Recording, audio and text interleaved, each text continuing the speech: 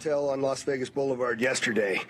Our work never stopped. As many of you went to sleep last night, and I just want to give you an update on a lot of what it is that we found through the processing of the Cybertruck. This is a joint investigation involving the FBI, the ATF, the Las Vegas Metropolitan Police Department, and these folks worked through the night and found a lot of stuff that is very useful for this investigation.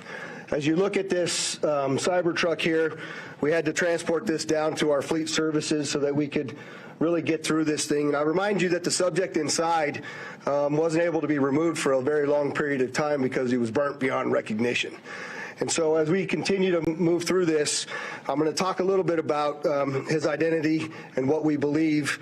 But I would like to highlight a couple of things that the teams found inside of the Cybertruck that are useful to the investigation. And that, first and foremost, is a military identification. We also found a passport. We found a Desert Eagle 50 caliber semi-automatic pistol. And if you'll notice on a lot of these guns that we're going to talk about here, they're almost just burnt beyond recognition as well. There's a SLR model B30 semi-automatic firearm, number of fireworks that were still in the vehicle that had to be removed. Notably, we found an iPhone and a smartwatch, and then several credit cards were also in the name of our subject. Our subject is 37-year-old Matthew Livelsberger. He's of Colorado Springs, Colorado, born July 22nd of 1987.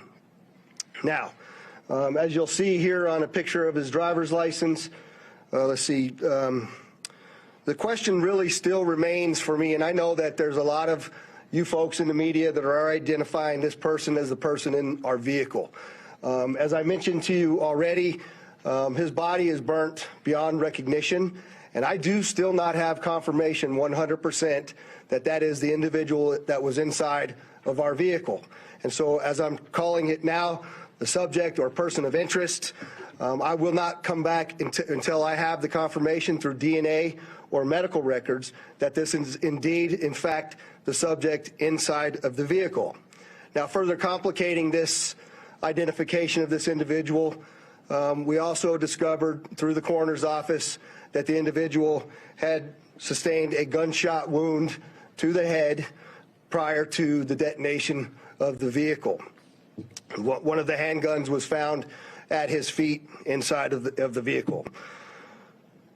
Obviously, in how we're trying to identify him, and I'm feeling comfortable to give you this information, is a tremendous amount of substantial evidence, to include he rented the Turo vehicle. There are 2 tattoos, one of which was on the stomach and one of which is on the arm, that we can see bits and pieces of it as in comparison to what it is that we now know he had on his body. That has given us a lot of confidence that this is, in fact, the same person, as well as the clearly obvious, which is the credit cards, the military identification, the passport.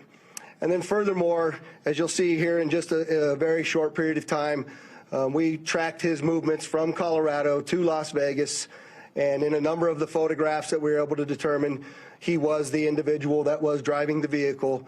And also, I'd like to iterate this point to you. We still have only ever seen him in this vehicle, and we're not aware of any other subjects involved in this particular case. Now, I would like to acknowledge a couple of things because I know what's going on in the social media world, and there are a number of things in this case that are similar to the attack in New Orleans. We do know that our subject here served in the military. In fact, he's a current member of the military. Both of the subjects served at Fort Bragg, North Carolina. What we do know about that is it's a very large military base, and we have no record that they served in the same unit or even at the same years at Fort Bragg, something that continues to remain under investigation. I also know that they both served in Afghanistan in 2009. We don't have any evidence that they were in the same province in Afghanistan, the same location, or the same unit. Again, something else that remains under investigation. And we also know, of course, that they both used the rental company Turo to rent their vehicles. As far as his military background, it's been confirmed by DOD that he was indeed in the United States Army. He was also a Green Beret operations sergeant who spent most of his time at Fort Carson, Colorado, and in Germany. He was on approved leave from Germany, where he was serving with the 10th Special Forces Group. He was also previously in the National Guard and the Army Reserve.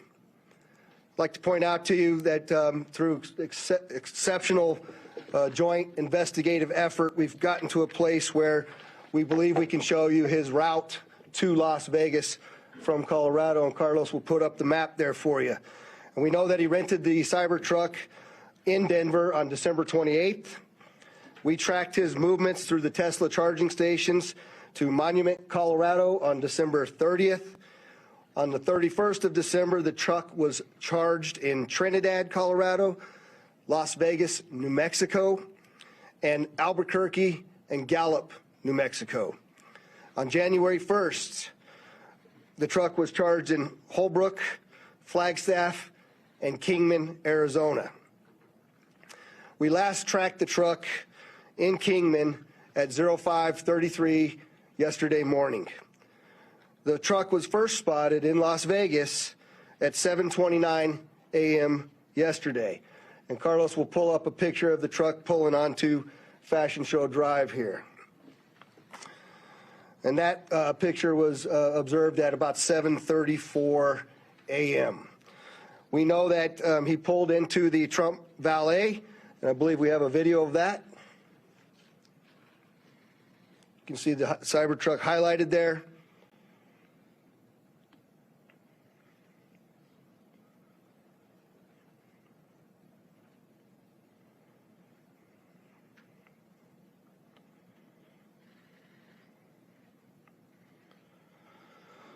So through extensive surveillance video, we were able to track him leaving there, and we know that he went to several different places along Las Vegas Boulevard, and he spent some time in a parking lot of a business near Flamingo and Las Vegas Boulevard. We didn't have a video of the truck pulling back onto Las Vegas Boulevard from the Sands.